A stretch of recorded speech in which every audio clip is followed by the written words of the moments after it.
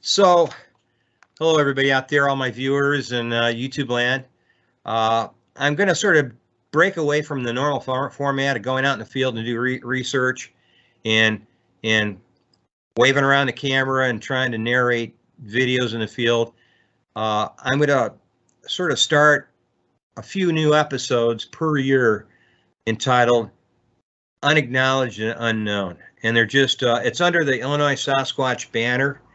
And it's just about, I'll have 2 or 3 mystery guests on a year and interview them and let them talk about and discuss and answer questions about the unknown and the unacknowledged. And that could be anything that you can imagine that is considered Fortean nada. Fortean nada is a word of anything that's unknown, unexplained.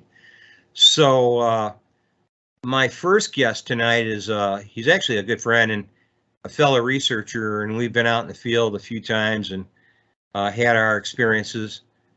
And so without further delay, I want to welcome Ricardo Sanchez to have this discussion. Hey, Ricardo, what's up? How you doing? How you doing, Don? Real good. Good. Just so everybody knows, he's in Tennessee, and I'll let him explain a place that's remote, unknown, hidden from the CIA. He's from Tennessee. Me, I'm from Illinois.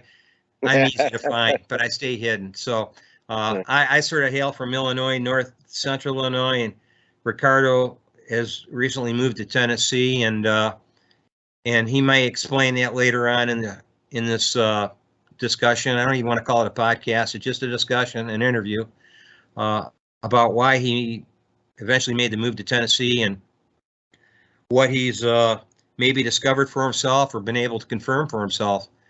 So, Ricardo, how you been? What's shaking down in Tennessee? I've been doing good. I'm trying to cope with the heat. It's a lot warmer down in Tennessee than it is in Wisconsin. Yeah, in some ways I envy you, but then I don't regret not being there during the heat wave. Yeah, so no. I mean, but I feel you're more equipped than I am genetically to handle the heat. But I'm getting too old for it. But no, we've been. I thought unacknowledged. I couldn't think of a title for this first episode, and I know we sort of kicked it back and forth about how does it sound to you, and I just thought, how can I encompass everything without like saying this is only going to be about ghosts, or this is only going to be about hauntings, or this is going to be about paranormal events, religious or otherwise. I want to leave the door open for all the kooks out there and New Agers to hey, they can do the show too. And but I don't want to bring in the circus atmosphere. So I want to sort of stay true to, even if it's science applied, common sense and logic to these unknown and unacknowledged. So that's where I thought you would come in and you could explain your focus and your interest in this subject matter. And we might as well just say it, Dogman and cryptids that are similar in what has been the evolution of bringing you to eventually get into this research and research Dogman and in fact find evidence. And you even supplied me with photo images of that evidence. And I know it's not limited to that. So what's your experience? How did it evolve to get to this point? Well, since I've been a child, the unknown has always been interesting to me. Animals and discovering new species and whatnot. And I remember back in Ohio when I was young, you have these episodes on TV when it came to Bigfoot and whatnot. And that kind of got me the interest on cryptids. When I lived in Puerto Rico, I moved to Puerto Rico in 1998. A couple of years later, I'm going to say probably 2007, 2008, give or take. I would go back and forth because Dogman was like a new cryptid, right? In my mind, it was something new. And I'd go back and forth with Linda Godfrey over emails about information. Basically, what was Dogman and whatnot, and something Linda Godfrey had mentioned to me back in emails that I kind of wrote it down in one of her books. I believe was that she was asked what Dogman was, and she wrote down that she thought that it may very well be a biological animal.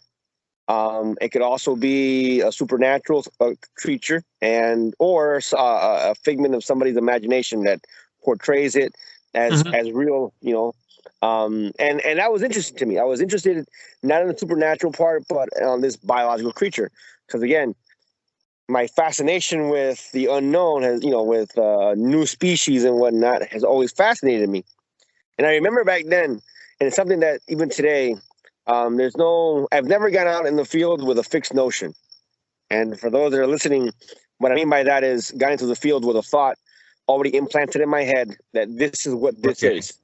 I'll tell you, that's what all the Redditors and subredditors out there, basically that's, you're not going in with confirmed bias or pre-bias.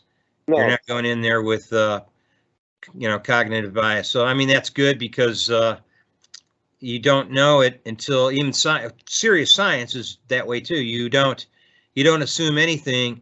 Your answers come in the evidence that eventually reconfirms it. When you play it over and over again, you get the same results. So then that's it, that confirming evidence. As opposed to belief, when I hear that a lot, even among scientists, they go, we believe a neutrino works this way because of this effect. But they never say that's the absolute answer. They say that's just what we observe now. So we believe it, but it's not necessarily truth, facts, or reality. And that's what I think we're seeing the edges of, and not necessarily what you're seeing, very possibly what you're seeing the fringes of, and even deeper in regarding these unknowns. And unacknowledged. I keep saying that. Or unknown and unaccepted, and unacknowledged, all three. So so that was part of the start of your journey, and then you eventually made your way to the off the island and to the U.S. Yes, into Wisconsin. And when I was in the island and when I was talking to Godfrey, at first, I'll tell you the truth, because you have no fixed notions on what Dogman was. I would tell them to Godfrey a lot of times, well, a dog can do this, or a dog can do that, or a wolf can do this. And then the Godfrey would always tell me, but remember that they have raccoon type hands, according to eyewitnesses. And that would throw me off, because obviously a canine doesn't have raccoon type hands. Yeah, me too. I would know how to. So then I finally moved to Wisconsin, and it was by accident. I was choosing a place to move from the island, and my wife kind of chose Wisconsin because that's where she was born. So we moved to Wisconsin. I continued to go back and forth with Linda on email here and there. She even gave me places where a last sighting was, had taken place, because the first apartment that we moved into happened to be in the Kettle Moraine area, which is close to Holy Hill. That's the northern unit, right? Because there's three actually sections of Kettle Moraine. I've been in the southern, but never to the central or northern unit where you're familiar with. Yeah. So we, I would go and see around, and that led me to always try and figure things out by allowing nature to tell me what am I seeing. It wasn't until later on, when I had my first visualization, that everything came to a realization that, oh crap, this is not a normal wolf. This is not, this or that. When you're seeing something stand up and walking on two legs, it's a holy crap moment, Yeah. Because did you ever question is this my overactive imagination? Did you have like that day of truth moment where you're sitting down and reflecting, going, now, is that my overactive imagination, or did I have a pinch myself moment where am I really seeing this? Is this really happening? Well, in the beginning, I tell you the truth, yes. That to me, it was like, nah. And even though there was a sequence of things that happened, in my mind, it was like, no, this can't be happening. I'm just hearing things. This is just a figment of my imagination, right? But the problem was that every weekend something would happen. I had a new sighting, a new situation, at the property, and it was like, oh, great, this is not a figment of my imagination. This is for real, And then when when your own dogs begin to respond to the activity, then you're not crazy, So what moment during this journey from Puerto Rico to Wisconsin, to where your wife was from? You said she was raised there. That was her state, and she spent her childhood there. If I got that right, your wife, and yes. that you ended up in Wisconsin. At what point did you realize that I'm not into Dogman? I'm certainly not into. I should say, I don't do extensive research. I'm sort of on the periphery of Dogman because it's sort of tied into Bigfoot research, as do other cryptids and other unknowns do. You're sort of like thinking about these other things you're seeing, orbs, UFOs, other things that may happen during those investigations. My question to you is, at what point did you realize that you had sort of moved into an area that even me from Illinois, I would call that area Dogman Central, the Horicon Swamp area, because it has a history. You don't have to look up too much about native indigenous culture in Horicon Swamp to realize it's sort of like the Bermuda Triangle of Wisconsin with things that go on in the Horicon Swamp. It's not just limited to Dogman. There's these, the little people and the little creatures, and see a lot. That's at what point did you realize that was like, oh, I live right in the center of all this activity? Were you, the first year, or? When I moved to Wisconsin, in the Kettle Moraine area, I had seen a Bigfoot and Class B sightings of Bigfoots. But Bigfoot really, I'm gonna say, didn't quite interest me for some apparent reason. And the first time I saw a Bigfoot, I was darn close to it. We're talking about 10 to 15 feet from it. And I still remember to this day. Close. And if it wasn't for my dog, I would have never seen it. My dog kept on pulling me towards it, and I'm trying to figure out, why are you pulling me towards that area? And I believe he was the one, because of his pulling, that kept me insane. Because when you're seeing this massive thing in plain old winter, looks like a bodybuilder off season, except he's well over 8 foot mark.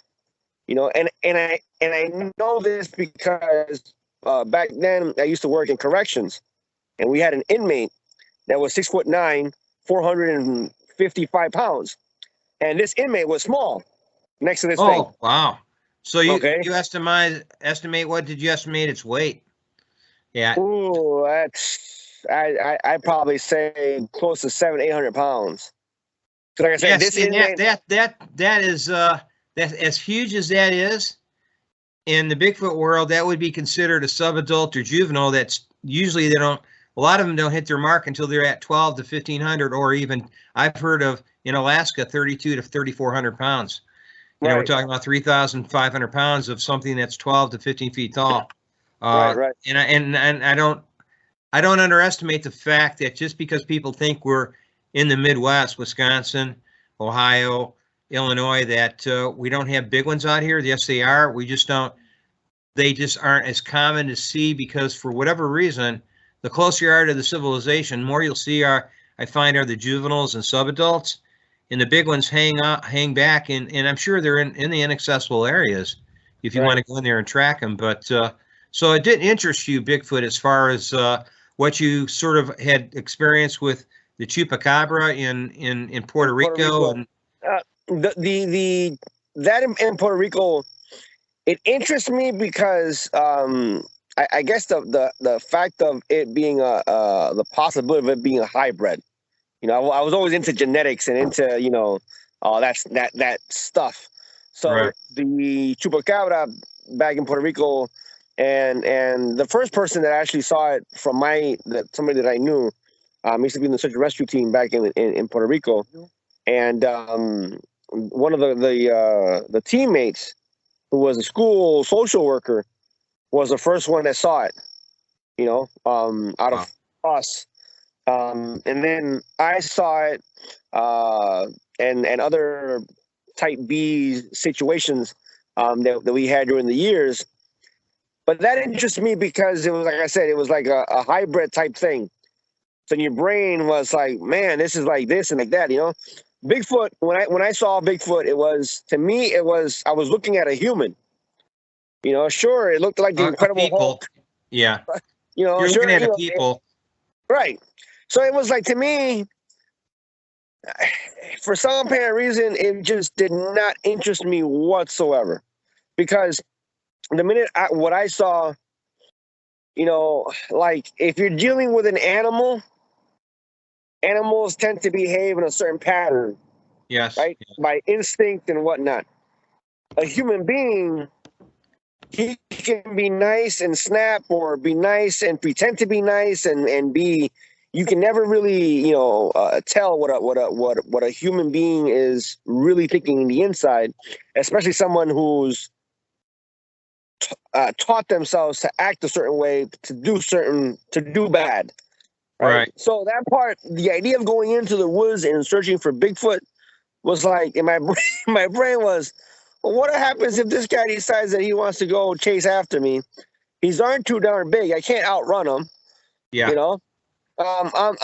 I'm dead. Because if he's human, he doesn't do things by instinct. He's actually thinking about what he's going to do. Yeah. So you're saying that they have cognitive abilities on par, and even maybe surpassing human beings? Because once you get into our thought process, we're cognitive. We think lucidly, prepare how to figure out a puzzle, how to decipher something that we're reading. I think Bigfoot had a language. That means they have a culture. That means they did things that were cognitive. And an example I always give is that artist friend of Igor Burtsoff actually sketched a Bigfoot. He signed the sketch on the back of a piece of paper birch bark. He signed it. I think I sent you that. And I'm like, unless you teach an elephant to paint, or a dog to, tap its paw and into what you prompt it to do to count, to look like counting.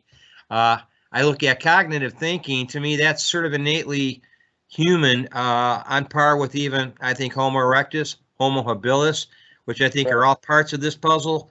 They looked human, but they were close on. They're reconsidering the height and girth of Homo erectus, and it's very close to me, it's a misidentification of a proto-human skeleton that very well falls into the realm of Bigfoot proportions. And then there's the Gigantopithecus, but they all fall within those proportions. But that's one thing our paleontologists or scientists can't do. They can't say, well, did this creature have a culture? Did it weave baskets? Did it make a story about the Douglas Indians? They had Bigfoot up there in the Douglas Mountains of Canada and Alberta, making nicer pelts out of deer and elk skin than the Indians themselves, and they valued them when they traded with these Bigfoot clans up in the Douglas Mountains up in Alberta. So, or I believe it was British Columbia, but they said they actually treated their pelts and cured them to such a lush softness, they were actually on par, better than the Douglas Indians' own pelt making abilities. Now that tells me that's culture, and with that kind of culture definitely came language. And I don't limit it to tool use either. I'm not talking about dumb apes banging on trees. I think there's something more going on here. And right. And I agree. So because of that, that was not really the interest of me. Probably it took from that point on, I'm going to say probably 3 years by the time we moved to the other property. And the first day that my brain goes, what in the world? I was out taking my dog. I'm out on the front road, and because we had a long driveway, and I would allow my dog to get to that road, which was a single car road. But what I heard was, it sounded like the American Werewolf in London howl. That type howl. That's very canine. That's what I heard. And when I heard that, I'm like, what so I tried looking for other people, to see other researchers, to see if they have any recordings, any, to see if what I heard was attributed to that or whatever. And all I got was, they're evil, don't mess with them, they're bad. That's all I got from the beginning. That's all I got. That's weird. And that didn't sit with me.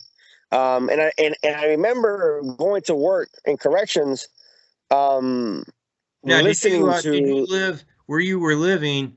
Quick question here, Rick. Did you see from your house, or did you know the approximate distance to the actual Huracan Swamp where you lived? I mean, I'm sure. I lived in the area where I lived at a particular moment, was probably, I'm going to say, 15 minutes away from the Huracan Marsh. Okay, and I know that's not far then.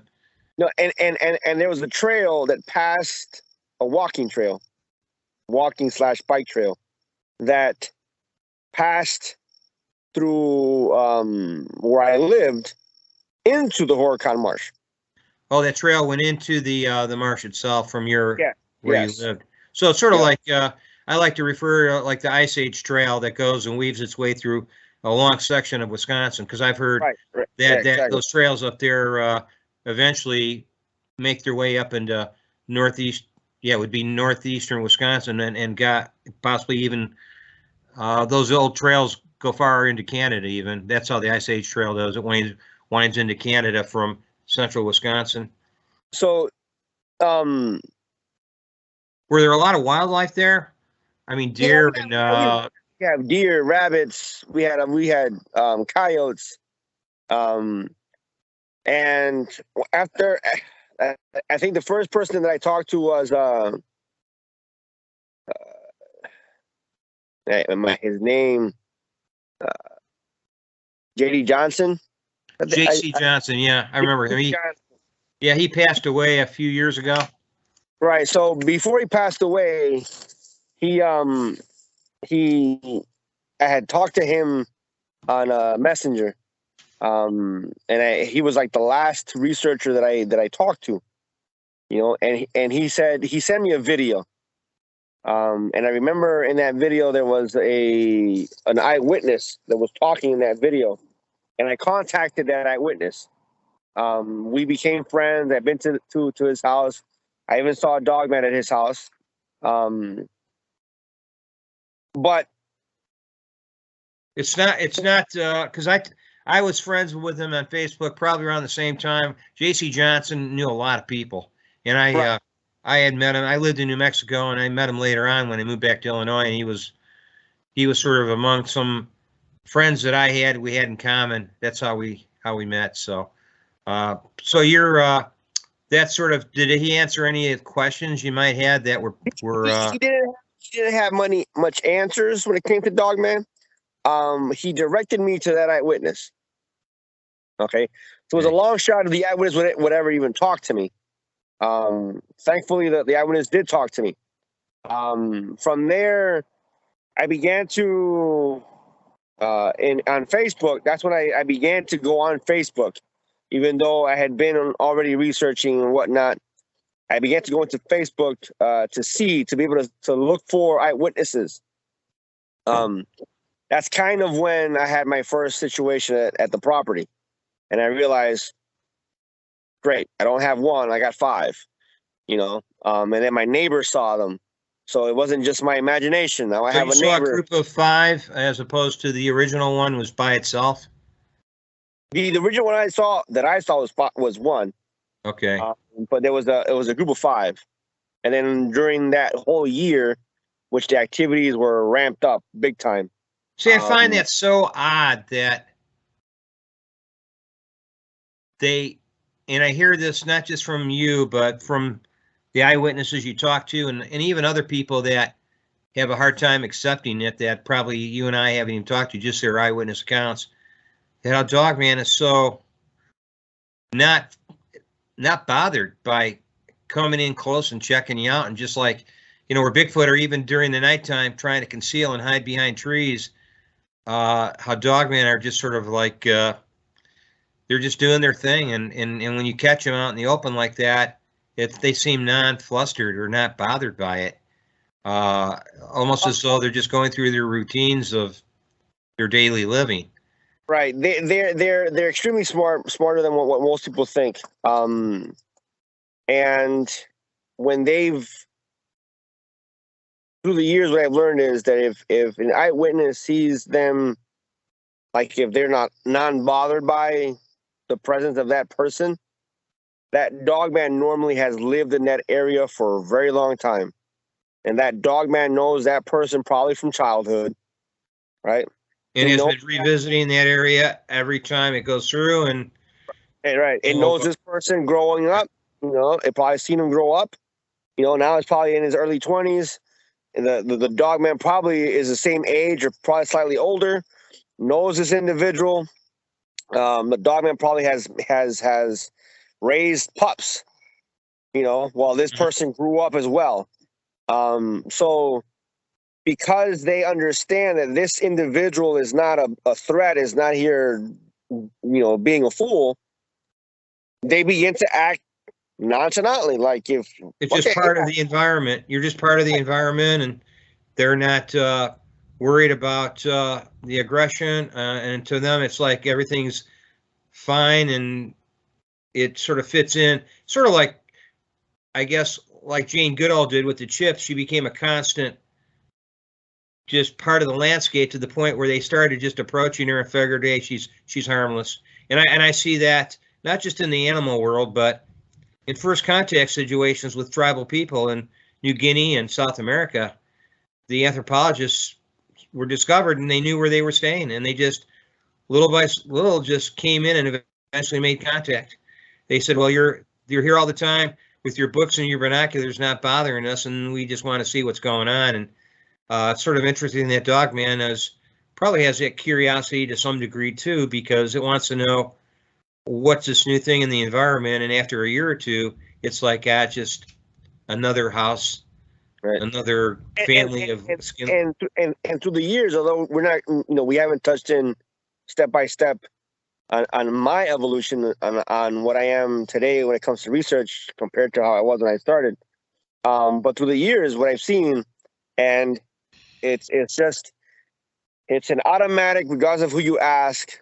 If you ask them certain questions, you realize that the answer is kind of the same, right? Right. The reason a dogman or a pack of dogman goes to bother somebody at their home, a lot of times, right? I'm not going to say every time, but a lot of times it's because there's been a dramatic change in the environment. And because they've lived there for so long, and their minds is what's going on, right? What's happening. Now that change can be anything. That change can be a dramatic divorce to a person who just bought a cabin, and that cabin has been unlived for a whole year. So during that whole year, Dogman has been going around and being there chillaxing, and all of a sudden a person bought the property and is now constructing or remodeling the cabin. Well, Dogman, who's lived there for a full year without your presence, now going to come in and say, what's going on? Yeah, and that makes sense. So to me, it's like any kind of stimulus out there.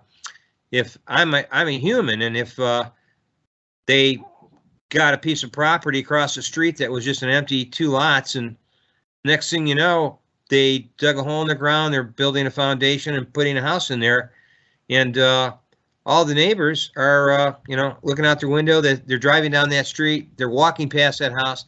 Everybody wants to know, out of curiosity, who's moving in, what's going on, why is this lot being occupied? Now, that's just among humans.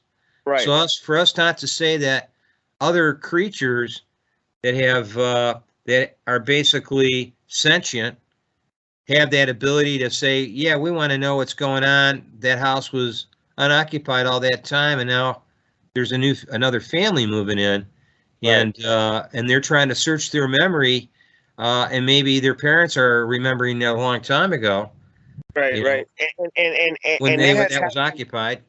That has happened even with animals, not just humans, that happens in animals as well. And the first time that my brain clicked, because the way I research is not, like I said, I don't have a fixed notion. I don't go out in the woods Right. with a specific thought process. You know, every time there's something that happens, I go back home and I might research a bunch of literature, a bunch of things to figure out what the possibilities of that. A lot of people tell me, you know, well, how do you know when I mention a certain situation? You know, the same way a police officer goes into. Rick, Go ahead. Can you pause for a second? I have a thunderstorm rolling in. I mean, it's really nice. I have to close the window before it'll actually drown you out. It's getting loud. All right. I can edit it out, no problem.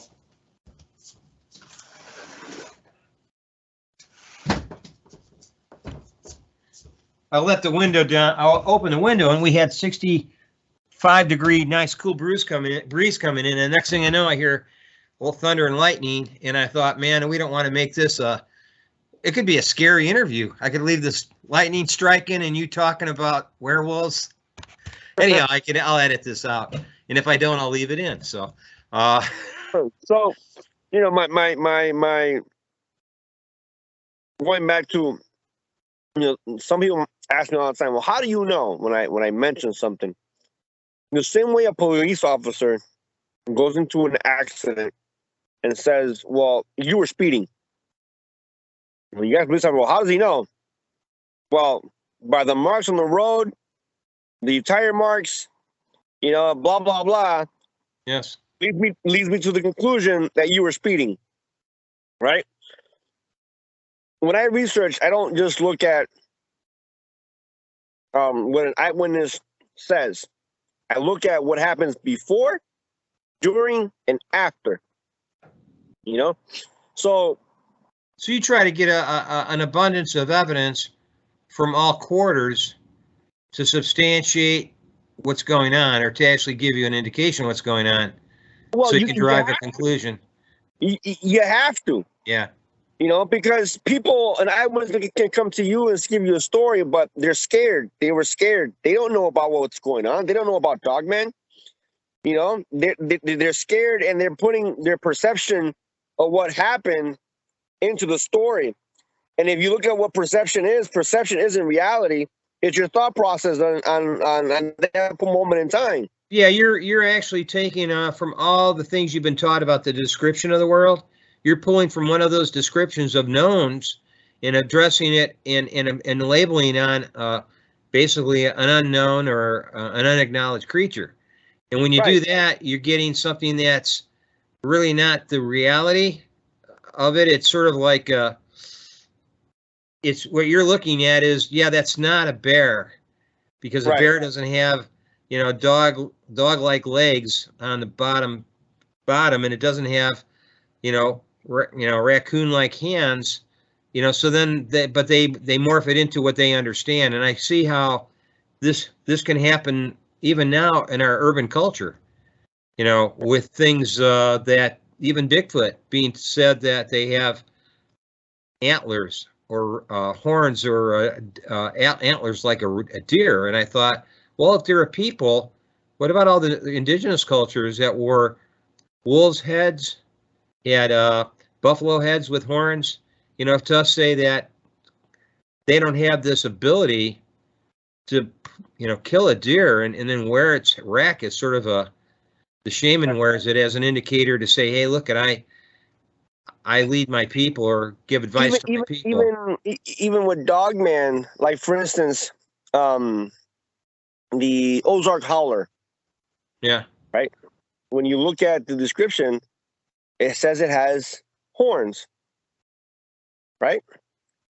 Yet a person saw a picture, right? Not a clear picture, but nonetheless, it was a okay picture of a dogman peeking his head around a barn or a shed. Mm-hmm. Her first thought was, that's not a dogman, that has horns. I could see how people would jump to that conclusion. Because if you seen a dog with long, tall ears, put them back and then fold them up. Yeah.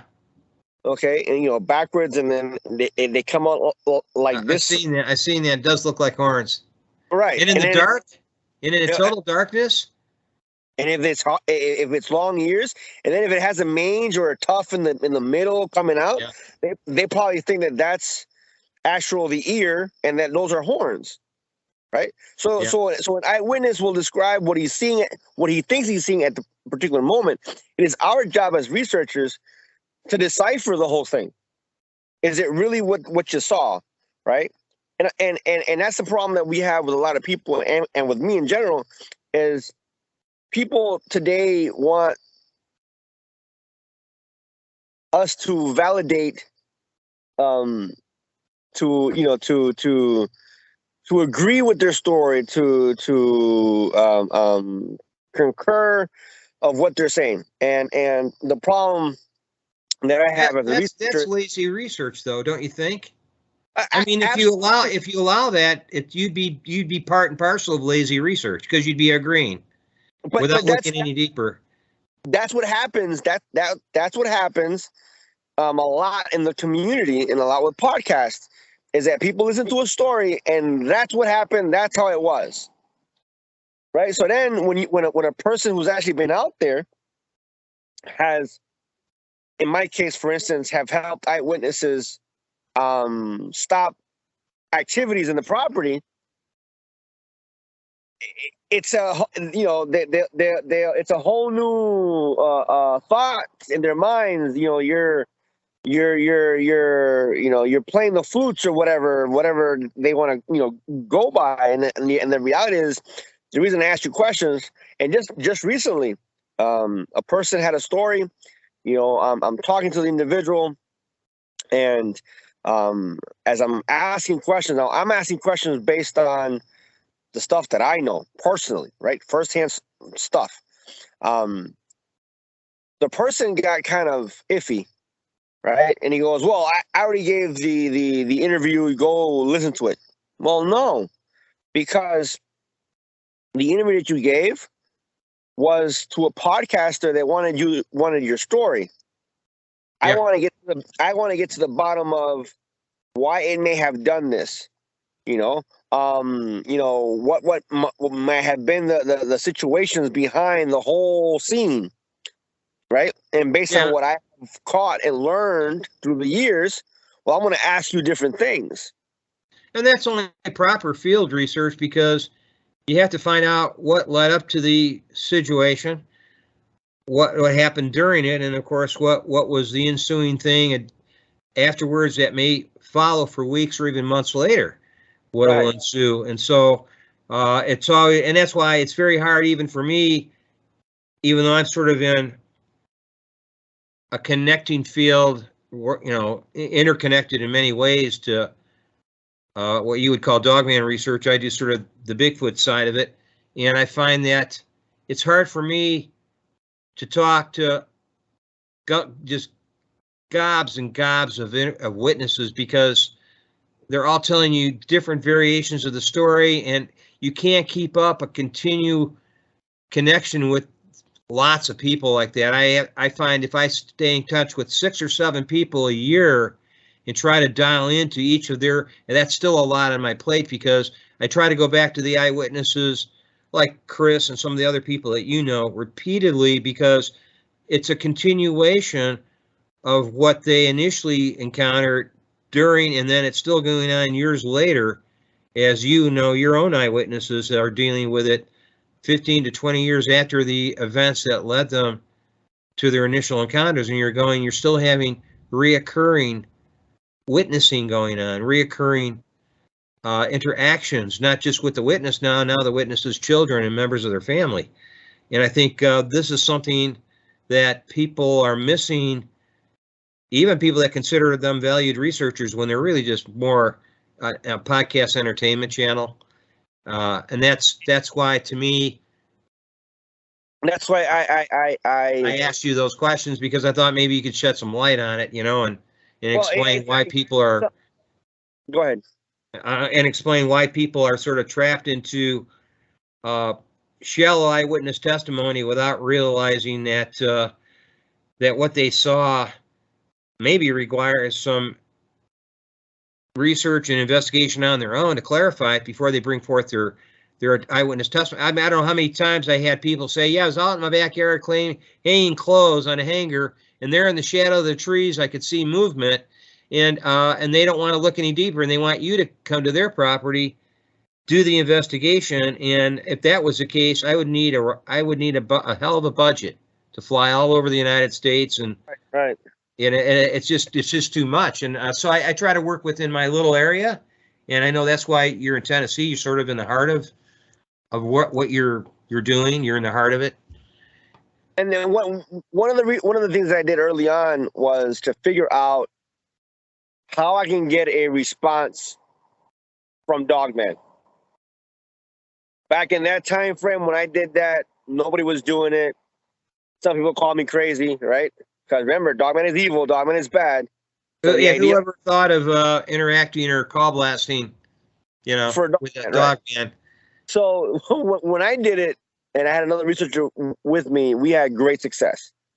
Dave was with me like the second time I did it, and great success. So every time I did it, and then I realized that I was actually doing it in a particular geographical area every single time in the same time frame. So it's not just about call blasting, it's about being in a specific area at a specific time frame to then do the call blasting and get the success that we've had. But what made me was go out to different parts of the US and do call blasting and do a little research here, a little research there, because at the end of the day, I did not want the reason, and this is the reason I did this out of my own pocket. I didn't want to know what Dogman did in the Horicon Marsh. I wanted to know what Dogman did in Florida and in Texas and in California, New Mexico. So you were sort of doing like the FBI does. They create a profile, right, on the behavior characteristics, and it's endemic, so it's widespread throughout the United States. So you're just trying to get confirmations of that behavior across the board and say, okay, these are all similar, these are identical. And because I wanted to know what was environmental and what was genetics. What was genetics, yeah.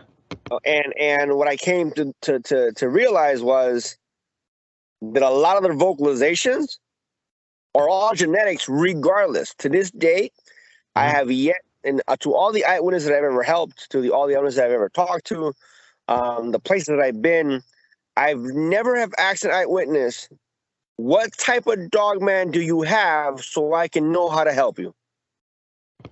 Not once. Okay, not once.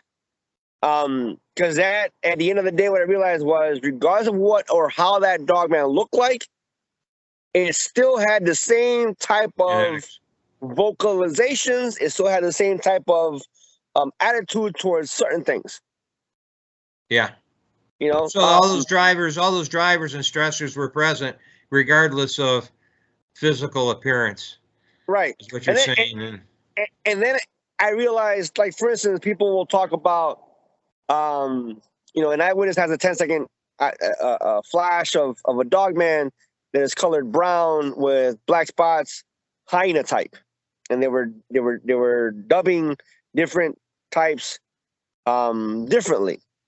But then, as I looked around, and you hear, and this is something that people need to do, right? Break down stories, listen to the actual story, not the perception of what the person is actually giving. Yeah, because when people say I feel it was doing this, or I got this impression from it, that sort of skews the actual reality of what you're seeing or the testimony you should be giving, which should be more reality based, not what I felt it was attempting to do this when it was just, you didn't know what it was, so you were assigning a value to it. Right. So what happens was, some people would say, they would look at a color and automatically dub it the hyena type. But then when you would hear an eyewitness describe a black Dogman, it still was the same description, except it was black. Okay.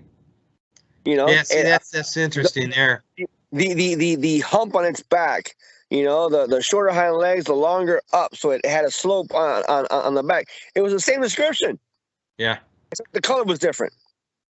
And yeah, Well, the colors could be varied depending on environment and climate. When you get further north, look at Bigfoot. When you get further into northern Minnesota and part of the part of the Canadian region where 9 months out of the year you'll have snow and it's, you know, if you have very short summers, they're reporting more Bigfoot that have this.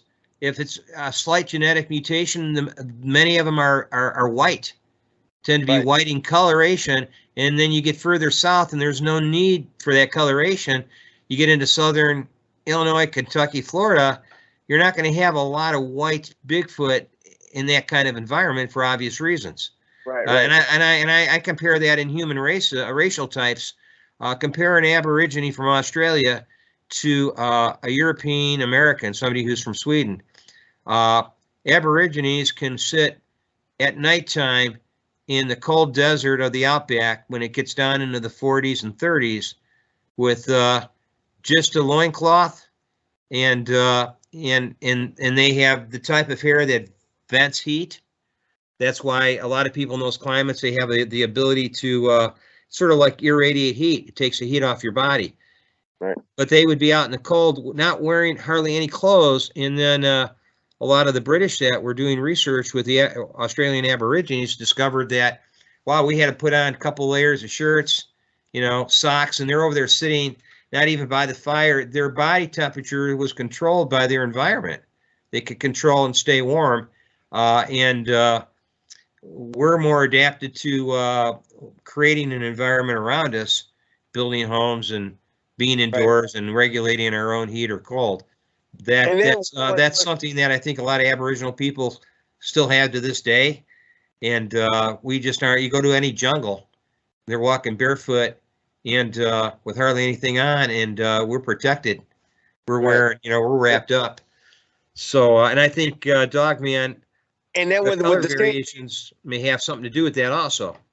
And there's through the years, like, again, there's been an evolution from the beginning of how you research, how you think about things to today, you know. And yes, you have Dogman that look differently from one another. Some of them have short, bushy tails. Some of them have lion-type tails. Oh yeah, they have the tuft of hair at the very end of the tail, like a lion. Yeah.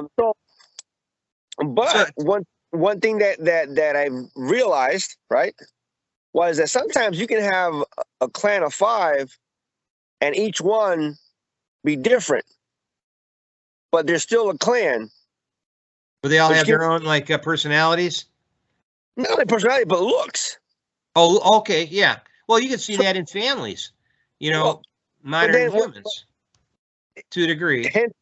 Hence why you also get different variations, because it's not like some people may think that the hyena only breed with hyena type, or the Van Helsing only breeds with a Van Helsing type. Mm-hmm. No, you have they're all like intertwined sometimes. Yes, if you have a clan that's been established somewhere, right? They might. You think the males do leave their clan or their group and go to other clans and groups looking for females? Yes, and that male can cause trouble during that time frame, because he's new. He wants to show he's the head honcho. You know, a lot of times the wildlife disappear from that area, and it's not that they disappear; they're scared. So, what's your I had a question for you. What's your thoughts or opinion, either or, about and you get into certain Native American communities historically down in the Southeast and in other parts of the country have these totems, or basically statues made out of like white oak or trees, carved out of these sculptures. It's very similar to totems of a wolf-like / part part human, part wolf, very similar to a dog man, probably what a lot of people mistakenly would say a werewolf, and have these creatures going back, these sculptures going back hundreds of years ago when colonialists arrived and saw them and were taken aback, and they had them eventually removed. These were, I don't know where they are now. They're probably were destroyed, burned down. I think some of them might be hidden in vaults at in the Smithsonian. But this was, you talked to various tribes, and it was part of their tribal history that there was an area designated for the creatures that, for lack of a better term, you would refer to as Dogman. And these areas were like not, it wasn't like stay out, this is Dogman's area. This was like where they lived, and they were aware of it. And they just sort of, it was like an area their people knew to avoid, and not in a bad way. It was just that was their area. I want to, and I wonder how that relates to the history of what you know about digging into the history of it. I've talked to several Native Americans. I've have several screenshots of conversations with them. I think modern society is taking something that old society was doing and putting our opinions or thoughts on it that old society was doing. Mm-hmm. Many Native Americans don't know nothing about Dogman. Unlike Bigfoot, where every Native American has a story, not every... No, yeah. I'm talking about select tribes that have it in their culture, but they go to the powwow, and the other tribes are unaware of it. That's just borrowed information. But the ones I'm talking about are in Southeast, and obviously not far from where you live, and they have a certain couple areas where these totems were erected. I failed to say totem. It's actually, it was a sculpture. They were ancient, and our archaeologists, our people that were that could have dated them, they didn't fit into what we would consider our created history of the New World discovery. It didn't really fit into this discovery, so this was buried. And yes, you're right. There's only a few tribes that have that information, and it's, I think the distribution since that time, if you're looking at it to where you have been just to research this, it's not just a local phenomenon anymore. This is sort of all over the place. It's in all over the United States. I talked about people from Southern California to Colorado up to Montana, all the way down past where you live, and there's people reporting very damn similar things that you've seen. And I can't dismiss it as, is this just one-off encounters? I think there's a distribution going on. Today, people, even in certain tribes, will say that Dogman is a skinwalker. Yeah, they mix it up. Okay. And then for those that I've talked to that know the two, will off the bat tell you, no, they're two different things. Yeah, and I had my Navajo friend tell me right off. He says, no, he says, skinwalkers, yes, they can appear to mistakenly lead you to believe they're a Dogman, but he says, no, they're two different total things. And he says there's the biological one, and then there's this one that, and I lived in New Mexico, and that's the one that I was familiar with, but I just sort of dismissed it, the skinwalker, and I didn't understand that. But if you're 70s and 80s, right, year old Native American who's never seen a Dogman, and you talk to him about Dogman, he's going to go straight to Skinwalker. Yeah. Because he doesn't know about Dogman. That's it. Well, that's a part of shamanic cultural tradition, the black arts, if you want it, whatever you want to call it. And I think that's it's sort of pushed into sort of parts of Native culture. It's sort of like, I guess I would make it it's very similar to the various churches they have in the among the Creole in the Caribbean islands and all this. Basically the Roman Catholic religion mixed with all these other creatures that so they have these possessions, and people change and appear differently. Of course, I'm talking about voodoo and all that. So they're doing something like that on some of these tribal cultural. And my one friend told me, he says, yes, he says some of it is. He says it's based on some. It's pretty dark stuff, and he says it's based on people wanting what you have.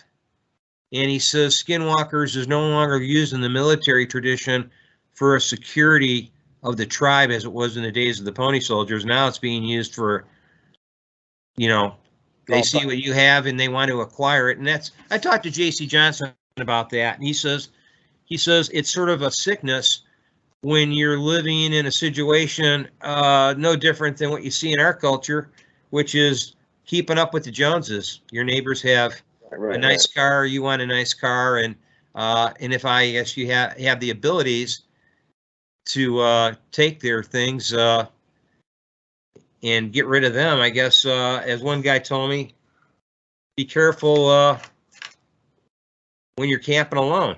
And I didn't realize he was talking about more than Bigfoot. There were other things way beyond that I didn't know anything about Dogman either, for that matter. Don. Until I met you, and you sort of tried to clarify it a little. Hey, Don, is there a possibility? You hearing howls or something? We got eye shine behind us. I believe you. I thought I saw some weird things before behind you. I don't know if you changed your lighting, but I thought I just saw eye shine there. I just saw a blink. That might have been a lightning bug. Well, there's lightning bugs, but there's behind me where my hand is pointing. Yeah. Which is the trail back there. Well, that sort of, doesn't surprise me, I guess. Is it possible? I'm going to ask you, and I hate to do this to you, because there's movement back there as well. Is it possible for us to pause? Yeah. Let me, I can stop recording. It'll save.